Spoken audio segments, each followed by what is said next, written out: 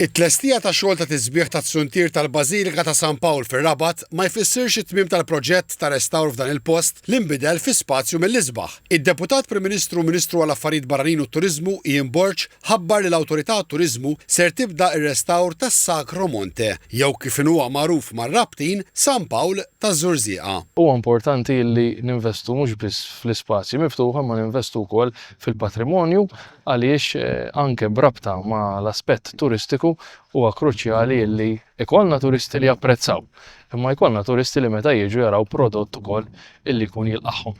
Is-Sacro Monte jinkludi qatt ta' terrazzini madwar tarax monumentali li jwassal għal statwa ta' San Pawl fuq pedestal għoli. Dan il-monument huwa sit ta' valur spiritwali u storiku b'siem importanti f'diversi okkażjonijiet speċjali fosthom iċ-ċelebrazzjonijiet tal-Ġublew tal-1933 u żjara tal-Papa Giovanni Paolo II fl-1990. Id-Deputat Prim Ministru qal li x-xogħol ser jibda dan ix-xahar ser isir b'investiment ta' 220,000 euro u jinkludi r-restawr tal-iskultura u l-lavur, il-baravostri tal-ġebel u l-paviment u tiswijiet strutturali oħra. Ser isir ukoll pavimentar ġdid, l-installazzjoni ta' dawl arkitettoniku, titjib fl-aċċessibilità, bankijiet u tħawwil ta' siġar ta' żebbuġ u pjanti oħra. Dawn ix-xogħlijiet se jkonkludu proġett akbar għal riġenerazzjoni kompleta ta' żona li kienet fi stat ta' telqa u issa nbidlet fi spazju pedonali għall attivitajiet tal-komunità. Dan ix-xogħol beda fl-2020 u twettaq mill-Awtorità tat-Turiżmu b'kollaborazzjoni ma' Infrastructure Malta u bl-appoġġ tal-Kunsill Lokali u l-Parroċċa ta' San Pawl.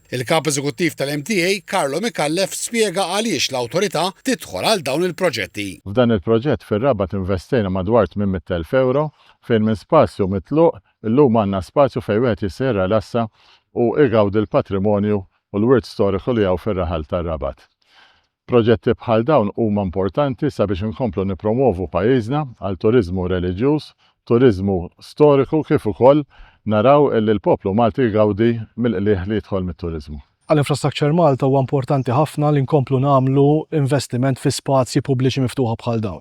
Hawnhekk fir-Rabat huwa proġett eżemplari fejn spazju bħal dan issa ingħata lin-nies fl-isbuħija totali tiegħu. Is-Sindku Sandro Kraus u l-Arċipriet il-Kanonku Joe Mizzi laqgħu dan l-investiment bħala wieħed li joffri ambjent seren għall-komunità u l-kull min iżur il-lokalità.